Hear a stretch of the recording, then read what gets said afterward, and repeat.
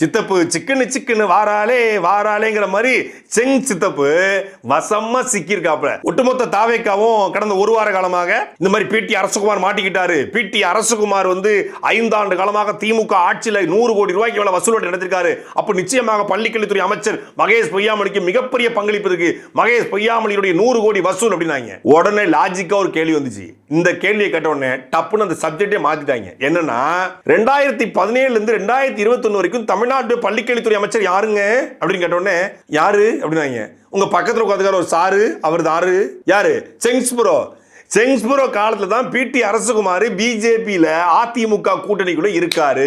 பிடி அரசகுமாரும் பழனியப்பனும் பிஜேபிக்குள்ள இருக்கும் பொழுது அன்றைக்கு தமிழ்நாட்டினுடைய பள்ளிக்கல்வித்துறை அமைச்சர் நம்ம நேர்மைக்கு நேர் வடிவம் கரைபடாத கரங்களுக்கு சொந்தக்காரர் 50 ஆண்டுகள பொது வாழ்க்கையில எல்மூக்கின் முனையளவும் ஒரு பைசா கூட அரசு கஜானாவில இருந்து எடுக்காத நம்ம செங்ஸ்புரோ பள்ளிக்கல்வித்துறை அமைச்சராக இருக்கும் பொழுது தமிழ்நாடு பள்ளிக்கல்வித்துறையினுடைய தனியார் பள்ளிக்கூடத்தினுடைய கூட்டப்பின் தலைவராக இருந்தவர் பிடி அரசகுமார். அப்போ கமிஷன் வாங்கப்பட்டுச்சா வாங்கப்படலையா?